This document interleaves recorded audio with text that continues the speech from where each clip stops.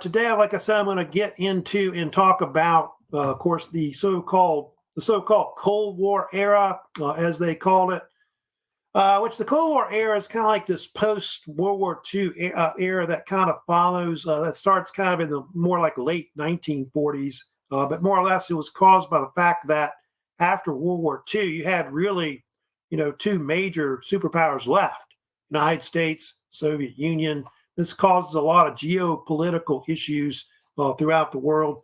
It did almost cause World War III, which is true about that. We had numerous times where we could have done that pretty much. So anyway, like I said, I'm going to talk about the Cold War era, which I don't know if you know much about the term Cold War. Supposedly it was coined by George Orwell. I've heard of him, famous novelist in Britain that wrote 1984, Animal Farm. But yeah, the Cold War era was this, you can see her kind of blow it up here. It was basically this confrontation between East and West, the United States versus the Soviet Union. Like I said, it almost caused World War III to break out. There were numerous times where this actually happened in the Cold War, especially up to like the 1960s overall. And, I think they talked about in that little short video about how both sides were stockpiling nuclear weapons, like hydrogen bombs and other types of bombs that could have, blown up the world at one point.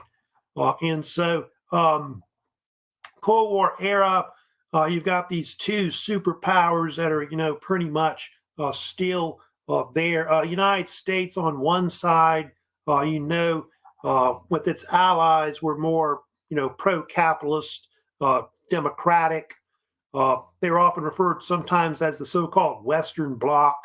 And then on the other side, you had the Soviets and their allies, especially in Eastern Europe, so-called Eastern Bloc that they had. So you had both these two sides that, of course, that occur in the war.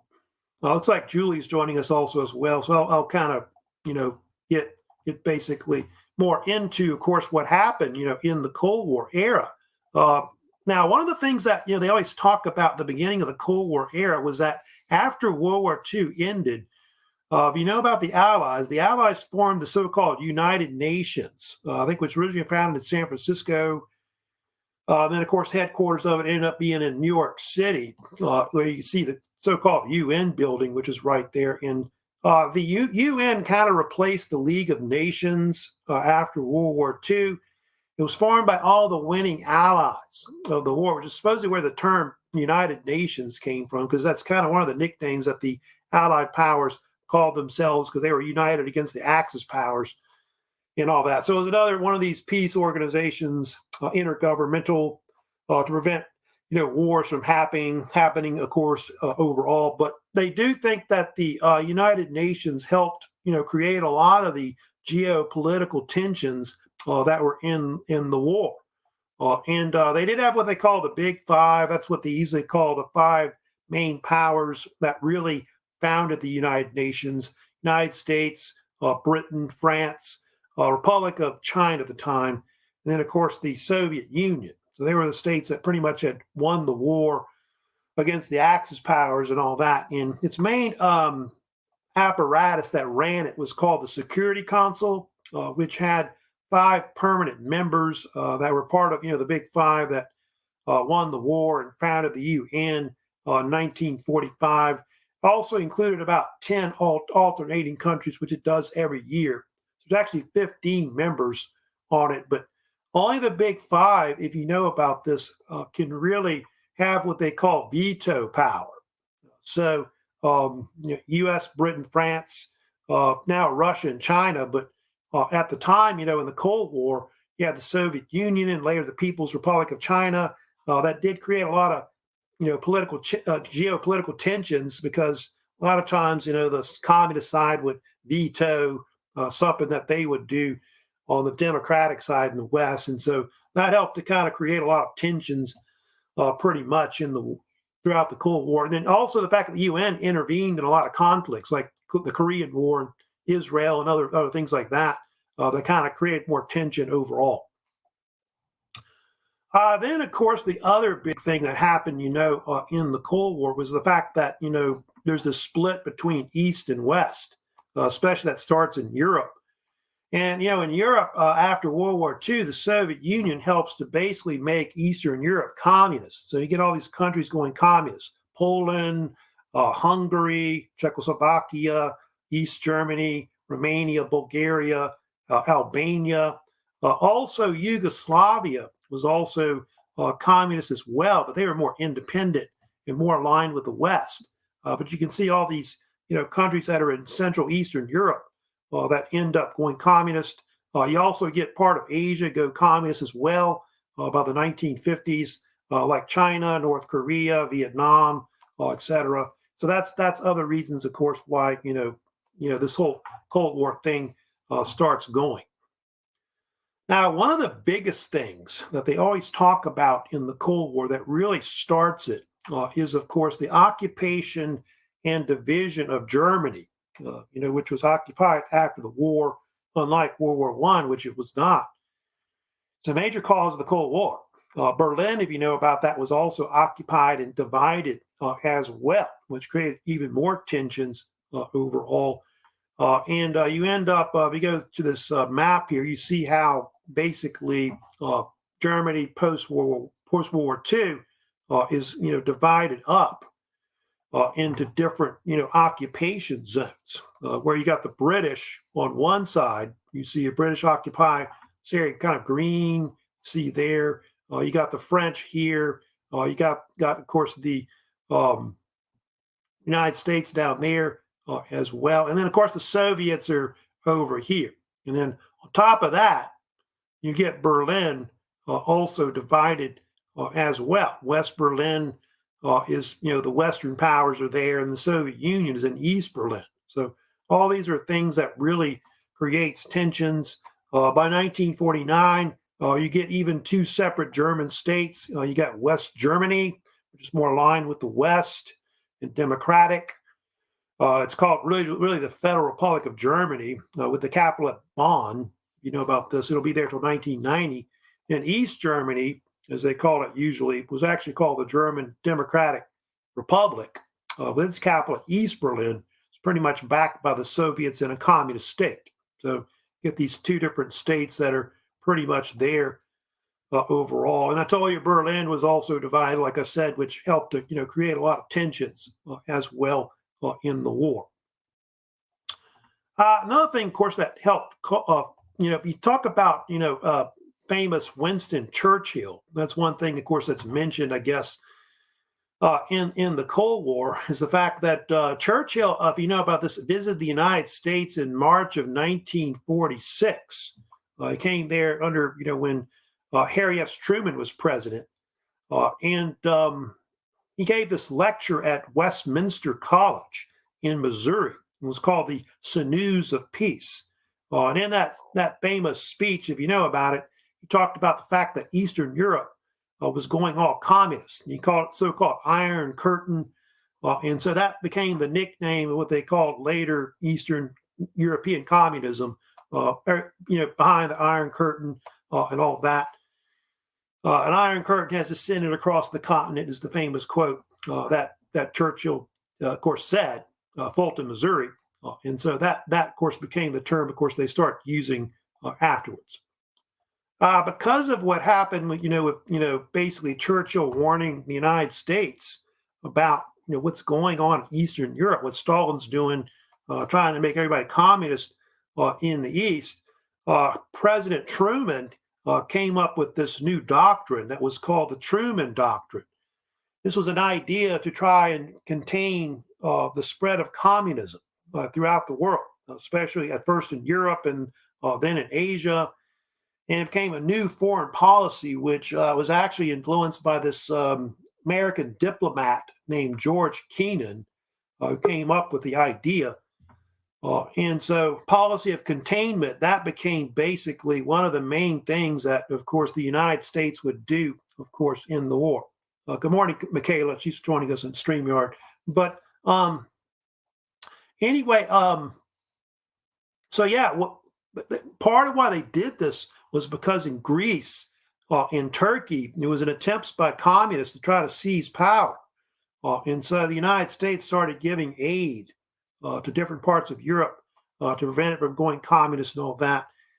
And that led into something that's famous right afterwards in the Cold War you may have heard about, which is called the so-called Marshall Plan. That came next, which from 1948 to 51, the United States started giving economic aid to mostly parts of Western Central Europe. Something like $12, $13 billion was basically given them to help them get back on their feet after the war. It was named after George C. Marshall, by the way, who was a famous general in World War II, who was actually Truman's Secretary of State. And so it was kind of named after him. And he got the Nobel Peace Prize for this idea of basically helping out Europe. And it did prevent basically parts of Western Central Europe from going communist. We did offer it to the East, like to the Soviets in Eastern Europe, but Stalin didn't want to take it. They called it Yankee imperialism and all that. And so, oh well. And so that's kind of another thing that helps to kind of divide the two, basically, from both sides. Then they had this other thing that happened too, which they always talk about in the Cold War, which is kind of, they think it's one of the first major incidents that really helps to really trigger the Cold War, of course, is the fact that in 1948, one of the things that happens, of course, was that Stalin decides that he's going to try to get West Berlin because the fact that a lot of, people in the East, like Eastern Europe and all that, especially East Germany, are using basically West Berlin to get out. In fact, something like several million East Germans at one point flee to the West. And so he tries to do a blockade, which would last something like 10 months or so.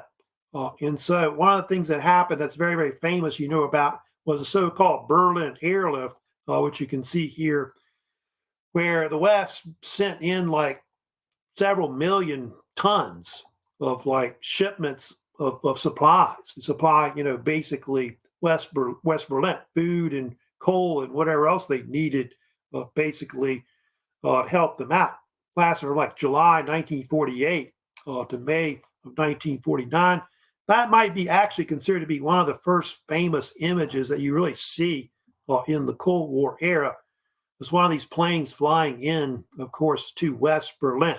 You can also see as well, I think at Tempelhof Airport in what is Berlin, you got some of the planes lined up that are unloading some of the supplies there. You can even see the routes they took, which pretty much the corridors they took were pretty much into the American and British occupation zones they had. So after that, the West didn't trust Stalin. They didn't trust the Soviet Union or anything like that. And so that ends up causing a lot of tensions between, East and West overall. Also, of course, one of the things that came out of that was that the West realized that they might get invaded by the Soviet forces, communist forces. And so that led into the formation of NATO. You get NATO being created in April of 1949, the so-called North Atlantic Treaty Organization. And this was actually an alliance, a military alliance that formed between North America, Western Europe, United States, Canada, and most of Western Europe joined it at one point because there was a fear of, possible imminent, invasion and all of that. You can see here, by the way, in this map, kind of like most of the countries that were in it at one point. You can see, like, you had Spain, France, Britain, Belgium, West Germany, Norway, Denmark, Italy, Austria, Greece, Turkey later joined as well. Of course, the United States and Canada were also in it as well. And so you can even see all the money that was given, I think, to certain states to protect them, of course, from pretty much being attacked. So most you have military alliance, of course, still around the day. There's always this threat maybe of Russia attacking the West. I know Ukraine's a big threat. I know that could be a problem later, of course, in Eastern Europe. Of course, one of the things that happened, if out of the whole North Atlantic Treaty, by the way, 30 nations are currently in it today. You want to know about that? But yeah, the Eastern Bloc kind of formed. They had their own alliance that they later called the Warsaw Pact, formed in 1955. You can see all these countries joined at one point with the Soviets: East Germany, Poland, Hungary, Czechoslovakia, Romania, Bulgaria, and even Albania was in it at one point. And so you get the so-called Western Bloc against the Eastern Bloc. That's pretty much what you have, of course, in the Cold War. So everything to the east in red, you can see there is pretty much the so-called Iron Curtain, if you want to call it that. Then everything to the west, democratic, mostly capitalist. So anyway, kind of talking about how the Cold War kind of starts really late 1940s is when it mostly is. The other thing that happened too, I'll kind of get into a little bit that occurs like in the late 1940s and goes into the early 1950s, is the fear of communism. That became a big thing, especially in the United States, which they often call it the so-called, people call it the Second Red Scare, because they had one that goes after World War I as well, the so-called First Red Scare. But this one was kind of more fearful, I guess, because of what was going on in Eastern Europe, with it going communist, Asia going communist as well. So people were kind of obsessed with there being communists everywhere, like in the country and things like that. And it really started with in 1947 with the House of Un-American Activities Committee. That was one of the things that really got it going. They started investigating people in the government for being communists, also in Hollywood as well. They blacklisted a lot of people that were, basically they thought was communist or whatever, or were communists, I think, in the war. I think there were people that were, because people had kind of joined it because, they were fighting the Axis powers and the Soviets were allies. But when the Cold War started, they then became enemies and all that. And so people would often be grilled on whether they were a communist or not. So yeah, that going on overall. Also, they had this other incident that happened like around 1948, the so-called Alger Hiss trial. Now, Alger Hiss was a diplomat who was in the State Department. And they found out that maybe he was a spy for the Soviets. There was a man named Whittaker Chambers that kind of outed him out, who had been a former member of the American Communist Party. And so he, I think, went to prison for 4 years for perjury.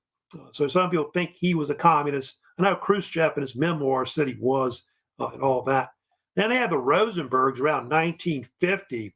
About this, were accused of giving secrets to the Soviet Union as spies, and they were executed, and both of them, Ethel and Julius Rosenberg, 1953. Now, I think they say the whole witch hunt of the whole, Second Red Scare really peaked with Joseph McCarthy, senator of Wisconsin, who began a witch hunt of trying to find people within the government that might be, communist in the United States. And they later called it McCarthyism because it was kind of seen as this witch hunt and all that. But they do think that later, I know by the 1990s, that some of this proved to be true, so-called Venona papers that were kind of released when they were able to translate a lot of encrypted messages from the Soviet Union and all that. And so they did find out that some of these people were spies, especially they think the Rosenbergs and maybe Alger Hiss was as well. The kind of interesting things about that were kind of going on in the Cold War. Then on top of that, you had the hydrogen bomb, that came out. That both sides started, developing, hydrogen bomb, which the United States, if you know about this, first blew up, the first hydrogen bomb in 1952 out in the Pacific Ocean, so-called Operation Ivy Mike, it's called. And so then a few years after that, the Soviet Union had the hydrogen bomb. And so you can understand why, the Cold War era was such a bad era. It created a lot of tension because there was a fear that, both sides would eventually have nuclear arms. So I remember when I was very young, we used to do a lot of these drills where we would duck and roll, if you know what that was, and in case of nuclear attack or whatever. And of course, good that would do. We'd be blown to smithereens and all that. So, but anyway, I'm going to, of course, move on. I'm going to talk, of course, more about what's going on in Asia, because another thing, of course, with the Cold War, also by the late 40s, early 1950s, you've got also, we look here with Mao Zedong. Mao Zedong takes over eventually China, and you get this communist state that emerges at this point. And in China, they had this Chinese Civil War that was kind of going on at the time, which really went back to before that. If you go back to like the late 20s, early 30s in China, they were fighting a Chinese Civil War between the communists and the Republic of China and all that. And Chiang Kai-shek eventually continued the war against the communists, but they eventually lost. And they got driven off the mainland of China by the communist forces in China. They fled to Taiwan. If you know about this. And that's actually something that creates a lot of tensions later, if you know about it, because like for a long time, the Republic of China, Taiwan, as they called it, was actually represented as the member of China in the UN until like 1971, until finally they decided the People's Republic of China should be represented instead. And but yeah, Mao Zedong, of course, would end up being one of the founders of the People's Republic of China. And of course, the capital would be later, at Beijing. I think before that was Nanking, where it was before, under the Republic of China, et cetera. And Mao Zedong from there, and the communists and Chinese then began converting the whole country, to communism.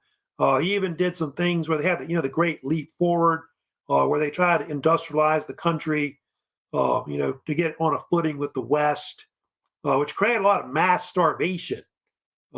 Trying to collectivize and all that like it did in the Soviet Union. I think it ended up killing like 30, 40 million people would actually die in China because of all these changes going on. Then the Cultural Revolution as well that followed, where they tried to convert everything to communism, force everybody to read Mao Zedong's little red book and all that. But later they would have to kind of bring more capitalist ideas. I think by the 70s and 80s, they'll have to kind of change. And I think China's now more going towards probably more social democracy rather than being like a type of, communist state it used to be. That's something that they, of course, did. And of course, it did purge a lot of the traditional elements in the Chinese, society. I know that Tibetan, Buddhists and all that were also put under their thumb as well.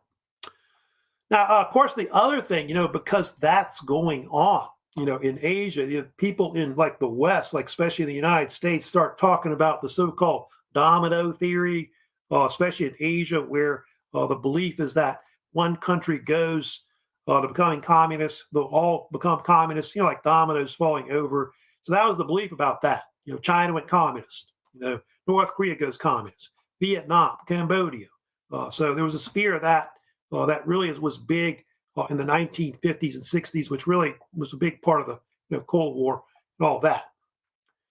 Now, one of the things I'm going to talk about today that was really a major event that happened, of course, in the Cold War era was, of course, the famous Korean conflict, which you see right here, which was fought between 1950 to 53. Of course, they fought over the 38th parallel between those two states. Now, I'll kind of get into the Korean War. The Korean War was really the first major hot war or hot conflict that really was in the Cold War. It was really the first case of where really you got, democratic capitalist sides fighting against communists, in a war. Now I get that later with the Vietnam War as well.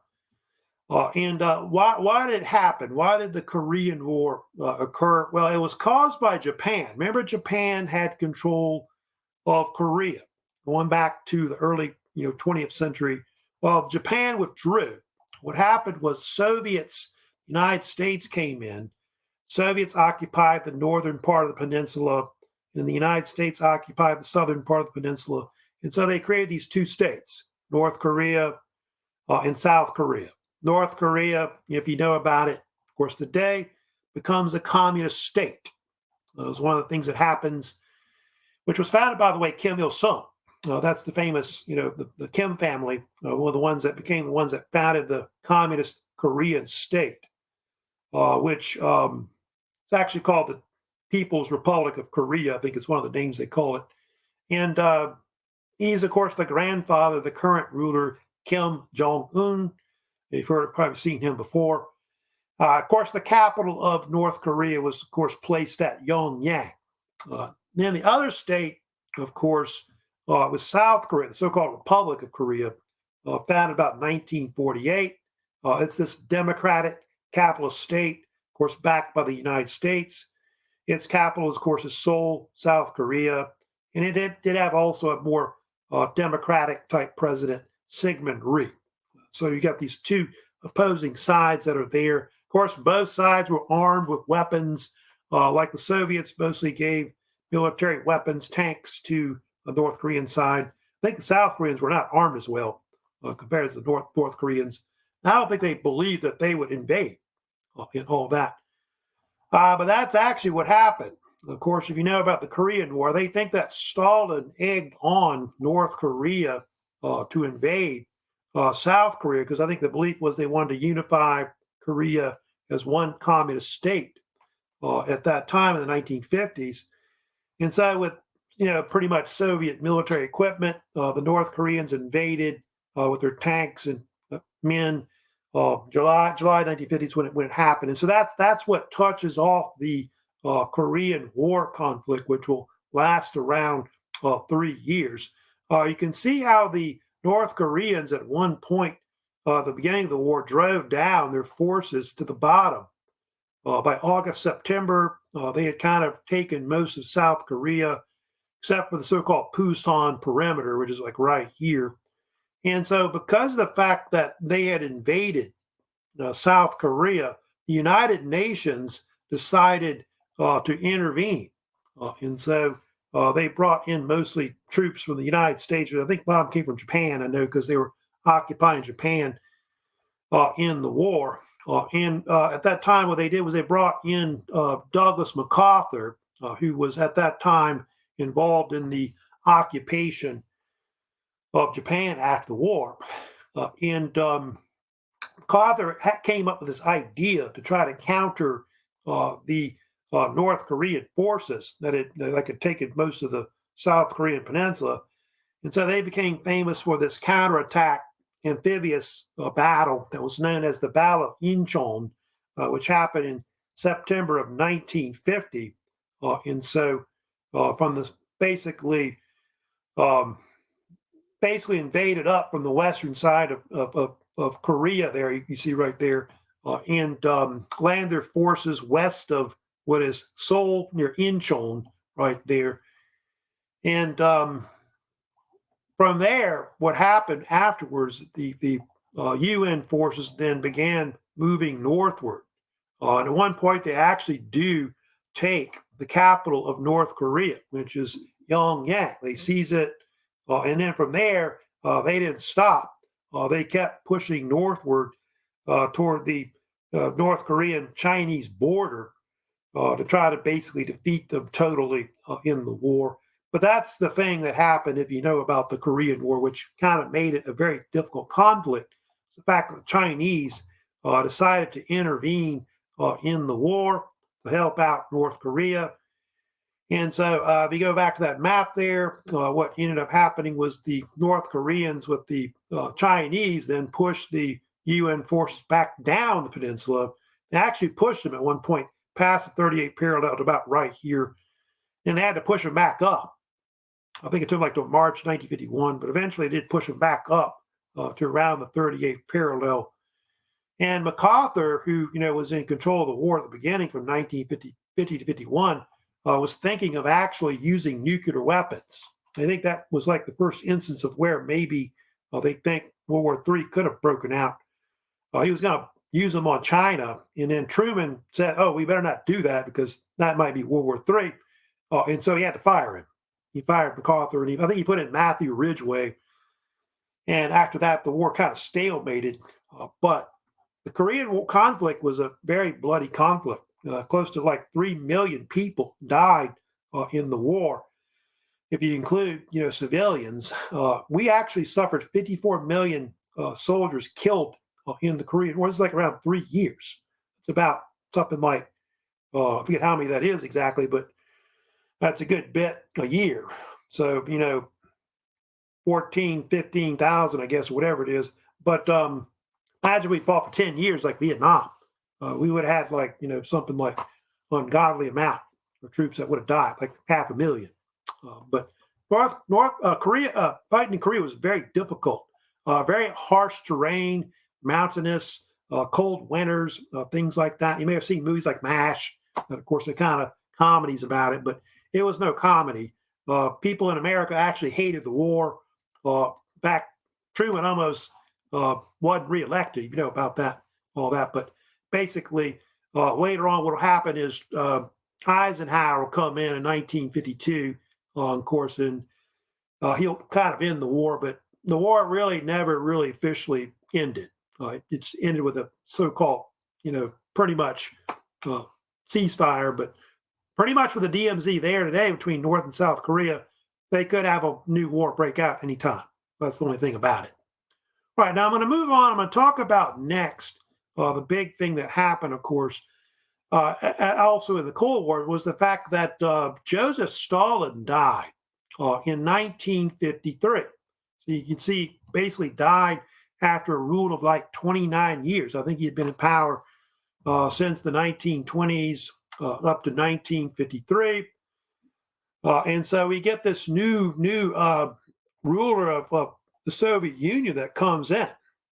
You see there, of course, which is Nikita Khrushchev. So Khrushchev comes in and he starts this thing called de-Stalinization, which de-Stalinization was this idea to basically end a lot of the hardliner type policies of Joseph Stalin in the Soviet Union.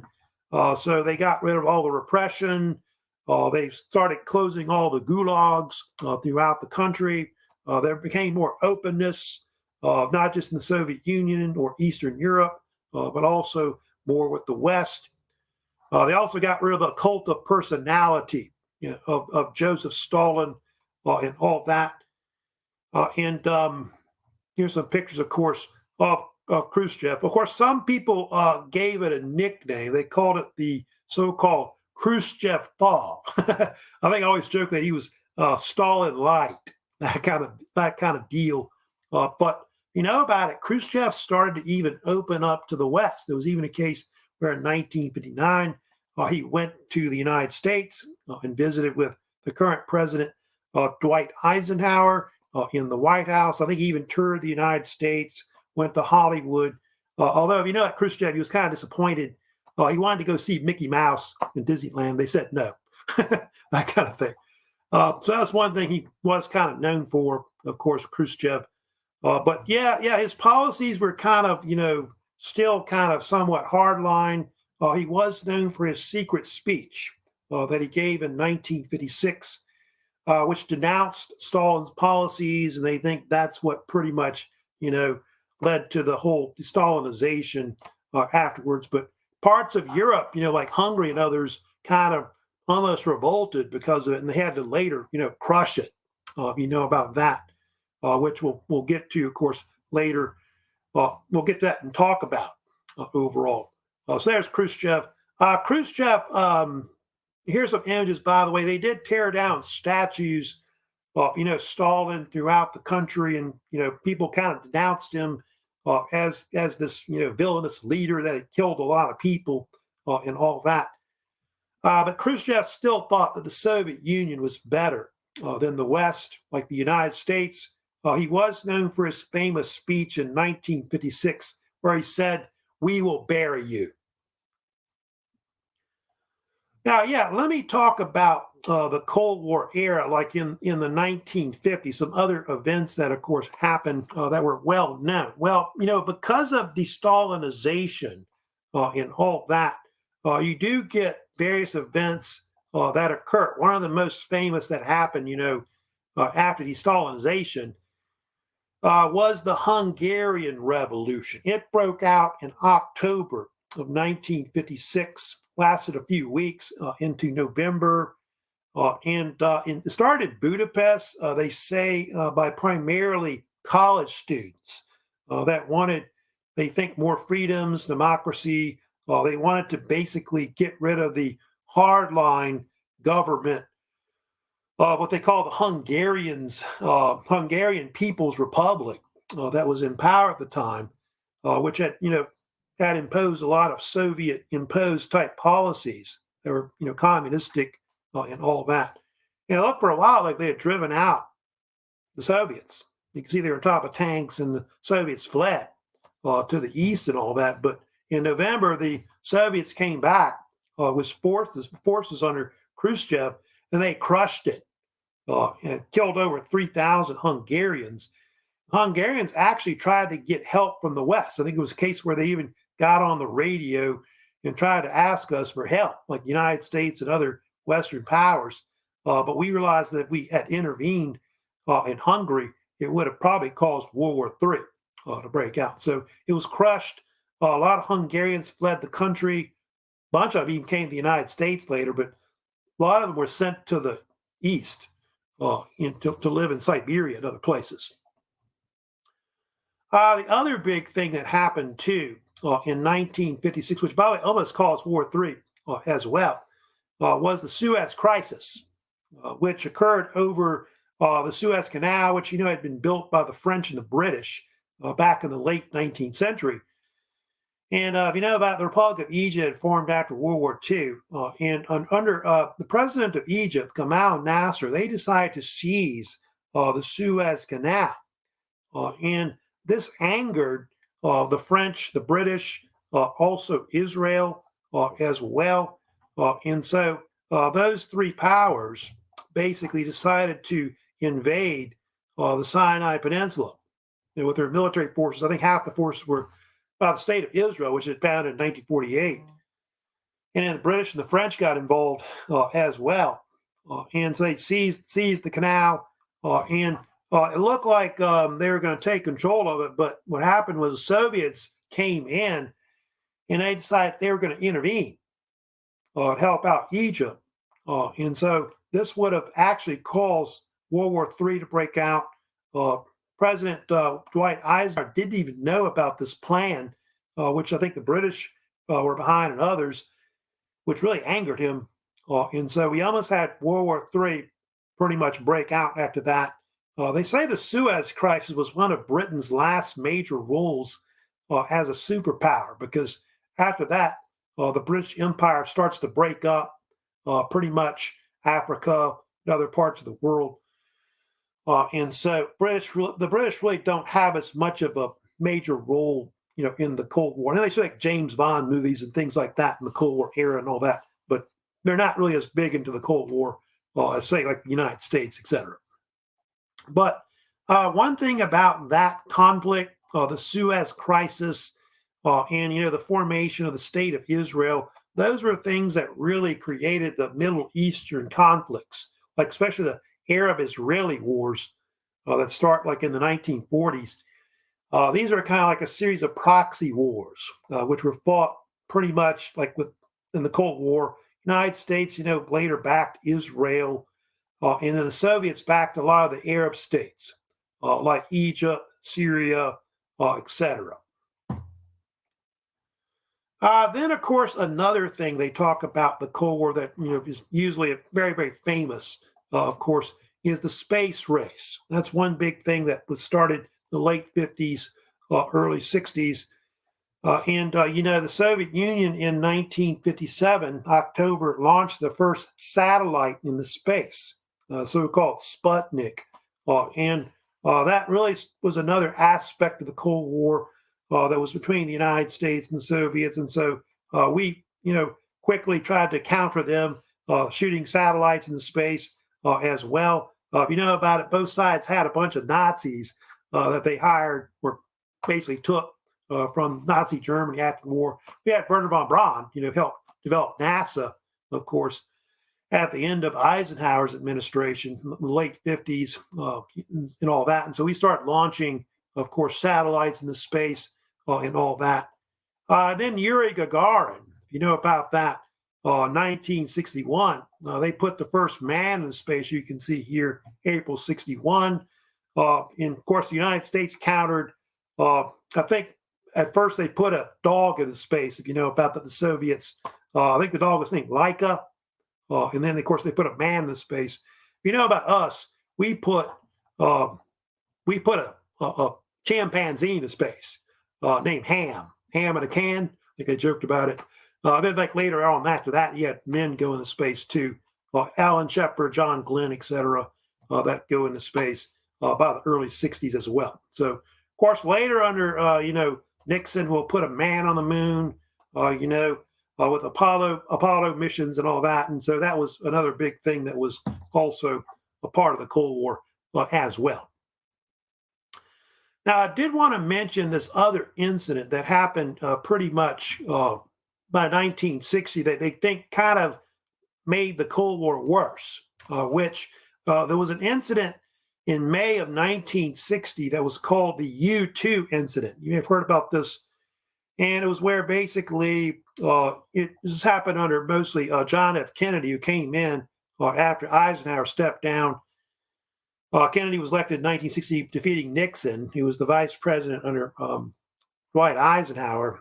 And but it worsened a lot of tensions between the United States and the Soviet Union, because I told you how at one point Khrushchev came to the United States and visited us over here.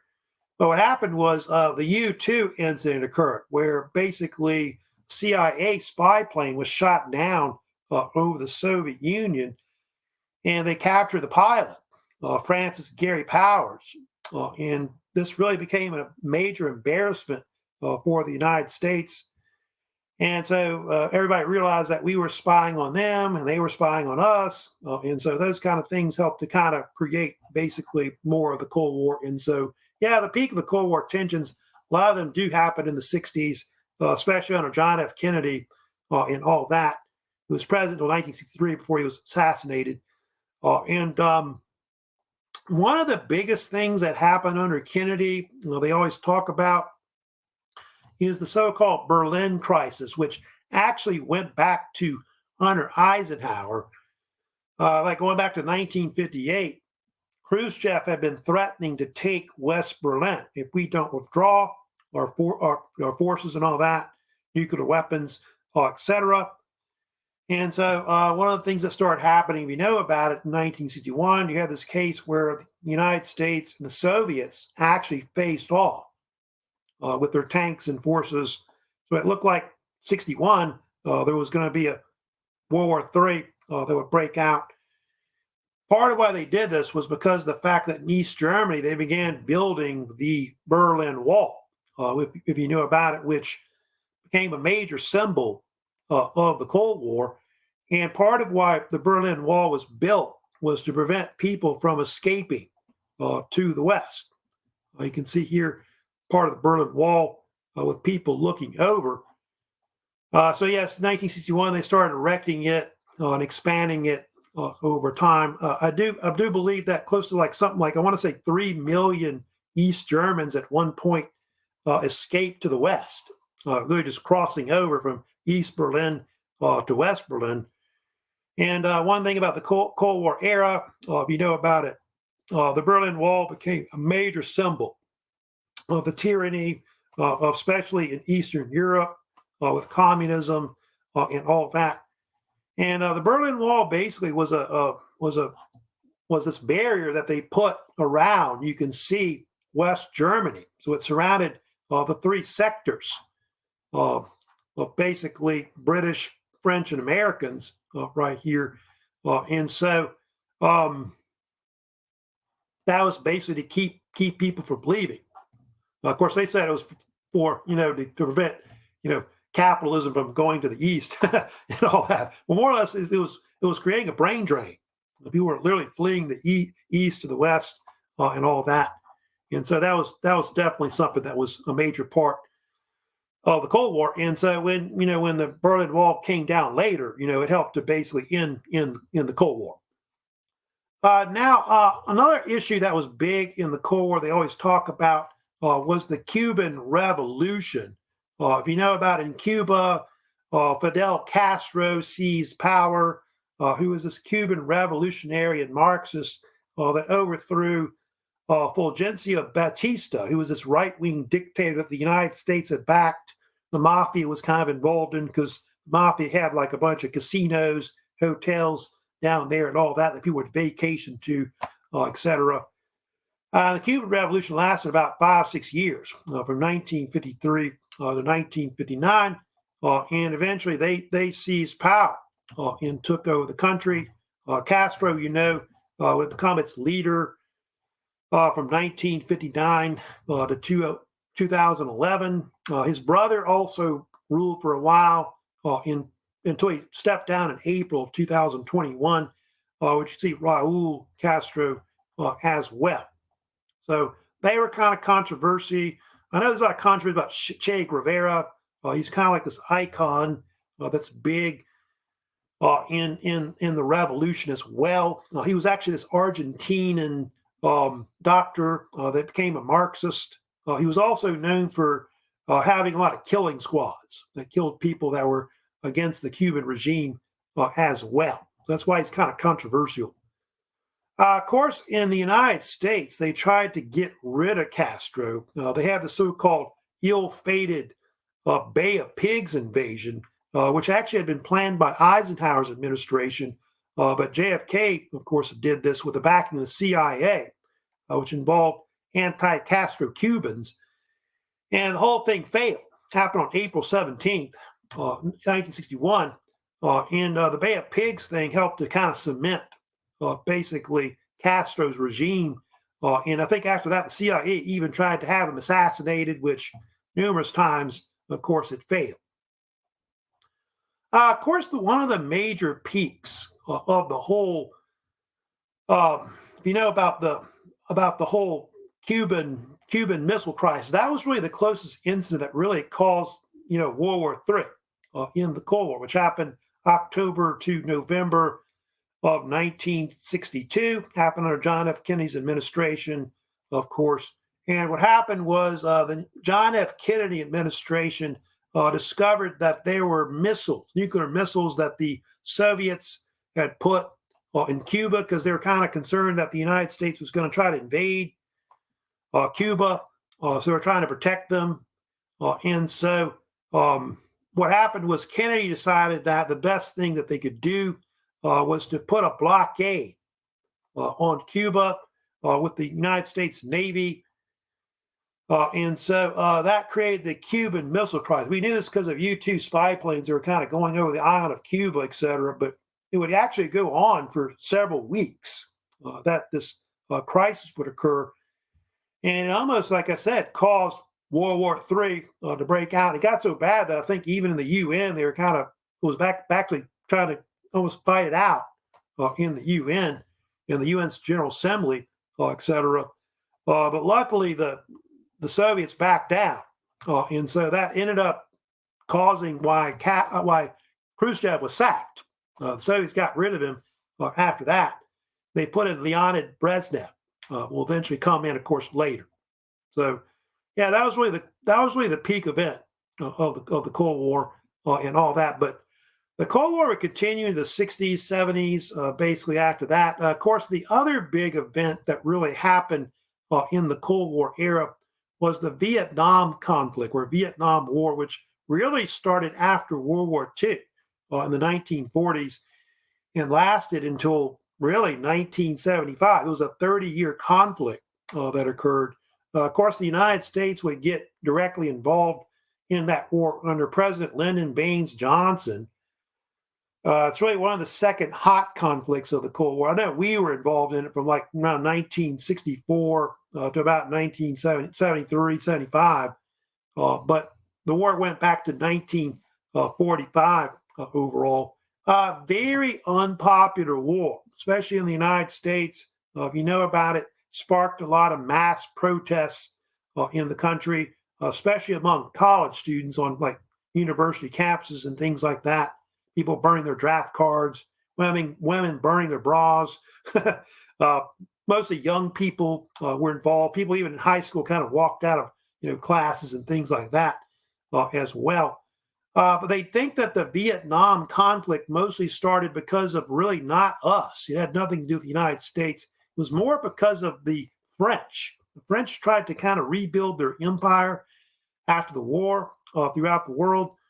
And they were involved in Indochina and Vietnam, where they kind of tried to recreate their empire in Indochina. That led to the so-called First Indochina War, which they think that the Vietnam War had two of those, first one and the second one. And in China, there was this young man named Ho Chi Minh that had gone to the Soviet Union and had become a communist. And he started this movement in Vietnam called the Viet Minh. And so they became these communist guerrillas to try and push the foreign powers out, like the French and all that. But what happened was the French were defeated, though, in 1954 at the Battle of Dien Bien Phu.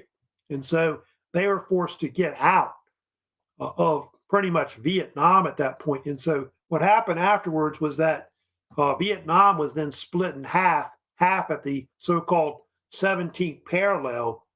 And so you get these two states that form afterwards. Of course, you get like what they call North Vietnam, one side, which is a communist state, backed by, of course, President Ho Chi Minh, who was actually one of the main rulers of it throughout most of the Vietnam War.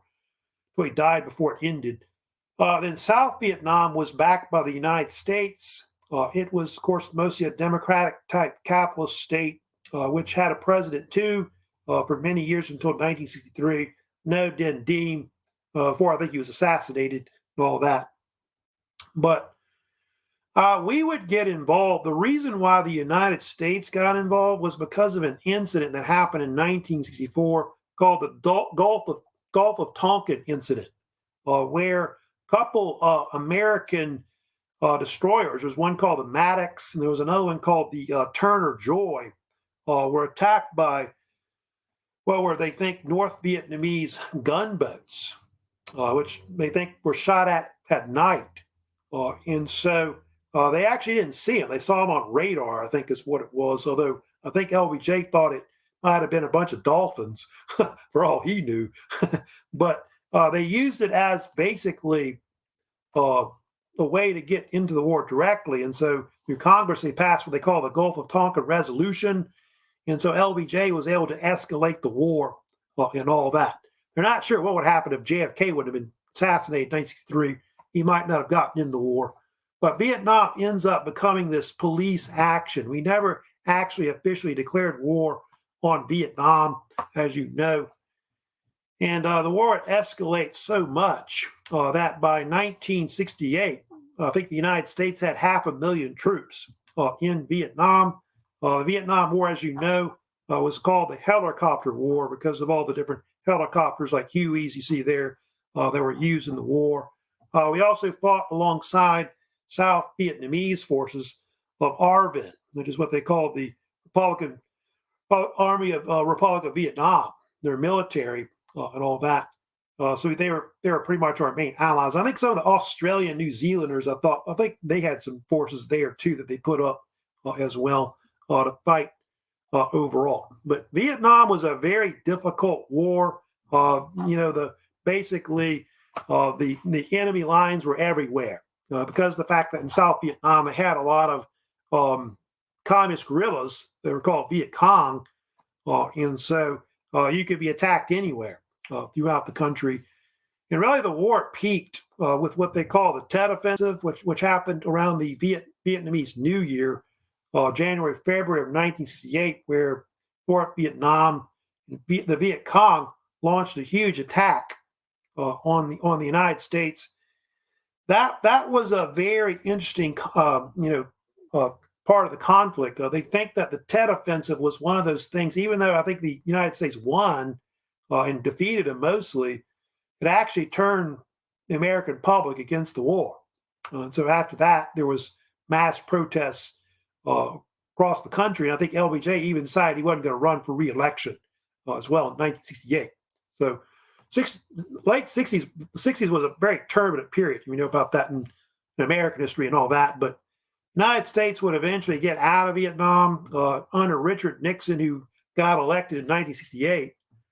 He basically used this policy called Vietnamization, where they turned over the war to the South Vietnamese to kind of fight on against North Vietnam, but they ended up losing the war by 1975. And so Vietnam was one of those conflicts that was really a failure in the whole Cold War era, especially with that whole fighting of the domino theory. It didn't work out, of course, in the end. Now I'm going to move on next. I want to talk about, of course, what happened. Here's some images, by the way, of Vietnam that are kind of famous, of course. So people protesting, but yeah, there were a lot of these wars, like, Vietnam, were known for a lot of atrocities. You may have heard of the My massacre done by American soldiers, of course, in Vietnam in the war. Of course, protests were so bad that it led to college students getting shot on campus for protesting, like Kent State University in Ohio. Even near Jackson State University in Mississippi, there were some African-American soldiers that were also shot as well. So, yeah, but by April 1975, pretty much the Vietnam War was over, because the North Vietnam took over South Vietnam. And so after that, Vietnam was unified as a communist state. But it's kind of ironic how Vietnam today is kind of like our ally, I guess, because of the threat of China and all that. But a lot of these countries like Vietnam have become more capitalist. We know about that today. Right, now let me move on and talk about, of course, the end of the Cold War. I'll kind of talk about the 70s up to the 80s overall. Now, they did have this thing in the Cold War at the end that they always talk about, which is very famous, which is called détente, which is kind of this fancy French term they started kind of kicking around in the 1970s and all that. And détente was something that was really started, they think, under Richard Nixon, who, by the way, met with the Soviet leader like Leonid Brezhnev. He also met with the Chinese leader, Mao Zedong, in China. Nixon went to China in 1972, if you know about this. And so you get this deal where both sides start to kind of ease tensions in the 70s. So United States, Soviet Union even started signing a bunch of treaties to limit, nuclear weapons and all that, like the so-called SALT I agreement, which was very famous. You may have heard of the Helsinki Accords. They were famous as well to create more transparency and openness between the East and West. They even had the U.S. and the Soviets started to trade with each other, back and forth as well. You see Nixon there. So here's Nixon, of course, meeting with Brezhnev, of course, in the White House. Leonid Brezhnev, by the way, was the second longest reigning ruler of the Soviet Union. He was in power from 1964 to 1982. He came into power after Khrushchev was sacked, pretty much after what happened with the Cuban Missile Crisis. But Brezhnev was actually, he was kind of tough. He tried to prevent the spread of democracy, capitalism throughout Eastern Europe. He cracked down on dissidents throughout the country, things like that, or those that wanted to defect. And so there was even a case where he had this so-called Brezhnev Doctrine that I think he started using in the 70s, where they were trying to intervene or prevent communist states from going pretty much to the West. They didn't want any kind of country in Eastern Europe going democratic or capitalist, and so Soviets believed they would have to use military force to prevent that. And so that's part of why the Cold War ended, because the Soviets didn't do that at the end. If you know about that, luckily. And you may have heard of famous events that were well known at the end of the Cold War. Like, Soviets, as an example of that, crushed any kind of reforms in Czechoslovakia, which became known as the so-called Prague Spring, which took place in several months in the earlier part of 1968, where it looked like they were going to become more like the West. And so the Soviets sent troops in there and crushed it and prevented Czechoslovakia from really doing that at all. Of course, the other big thing they talk about that's famous was the Soviets intervened in Afghanistan.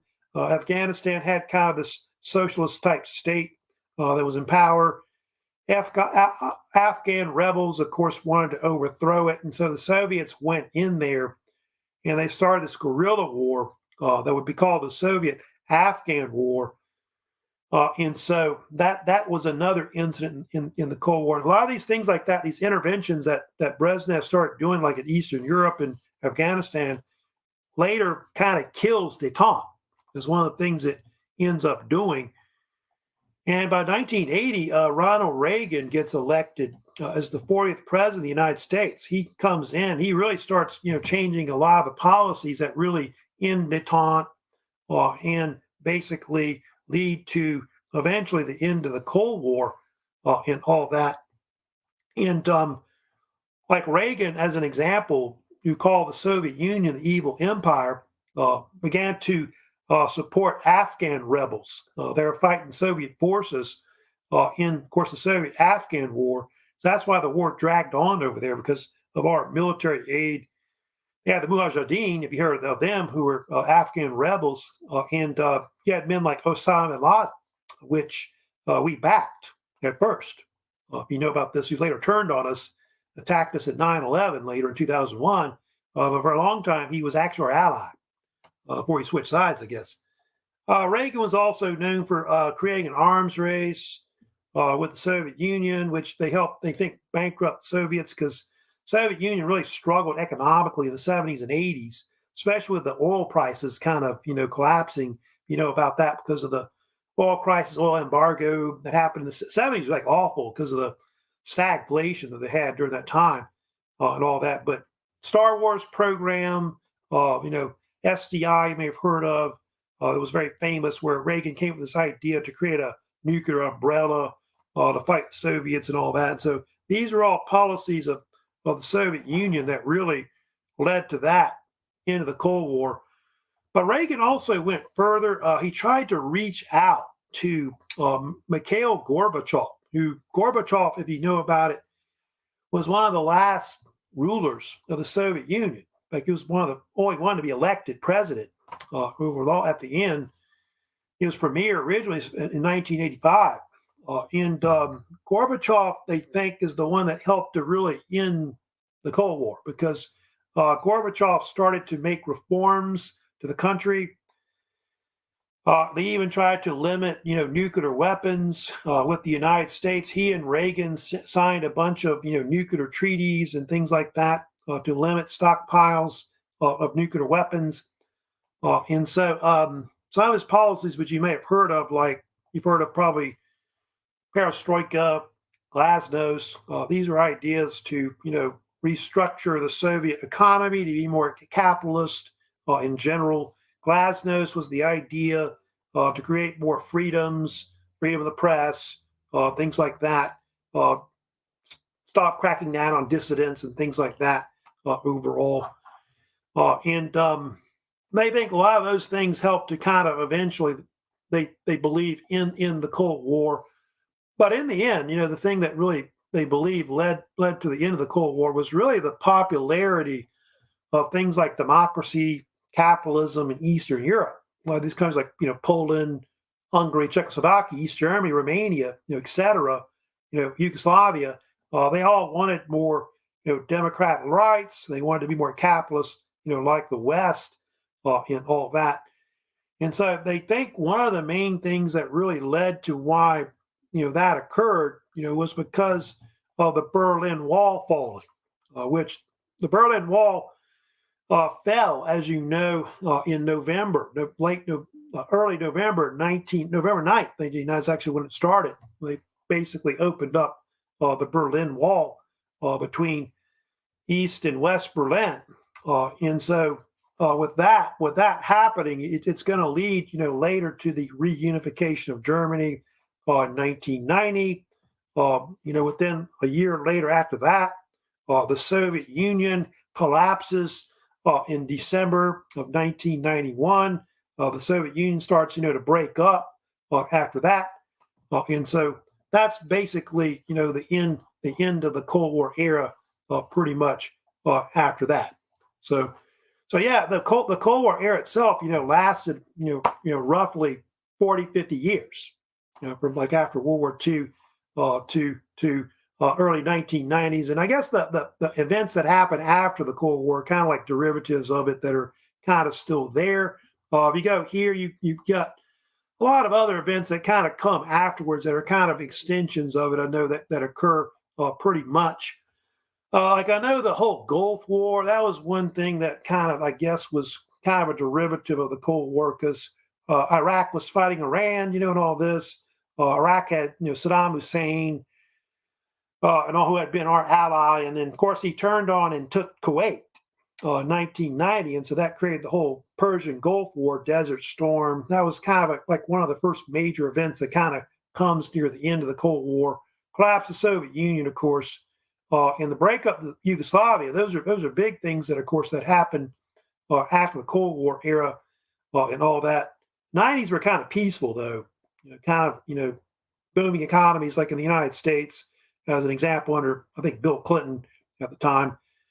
But then under George W. Bush, you got 9/11, of course, occur where, terrorists attack like the World Trade Center, war on terrorism, where we went into Iraq and Afghanistan, Great Recession was another major event, of course, the post-Cold War era. Now, I guess most recently you've got COVID. I guess that's one of the big things. I guess now we're kind of suffering through or whatever. I'm hoping next semester we don't have to wear masks anymore in the classroom and all that. I'm sure that's kind of going to be going away eventually and all that. But that's pretty much the end of the semester overall. Now, kind of talk about a few things before I go. Like I said, don't forget, I do have a lot of assignments that are out there that y'all still need to worry about. Of course, second exam, I think it's going to remain open till Friday, along with that third vocab. So if you're exempt from the final, you do need to turn your vocab in and all that, because that could affect your overall grade percentage wise. World War I quiz, that's still open as well. Probably give you a few more days on that. But the main things coming up grade wise, fourth semester, of course, the book reports are due starting this weekend. We'll give you a few days to turn that in so I can grade it. Final exam, I'm going to go ahead and post that this week as well, because I've already finished pretty much with the lecture material for that. And then we'll have this final exam bonus quiz coming up, of course, on the Cold War, which is for extra credit. And pretty much anybody can take that one, even if you're, of course, exempt for the final. So that's it pretty much for the semester. I hope y'all had a great semester, of course, Baton Rouge Community College and all that. Of course, if you haven't taken me for History 1113, I think I've got a class for that also as well. If you didn't take the first half already and all that. So y'all have a great winter break coming up. Just enjoy Christmas and all that, New Year's, etc. Now, of course, I'll see you on campus. Hey, what's going on?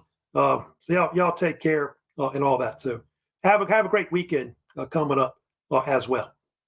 So bye. Y'all take care.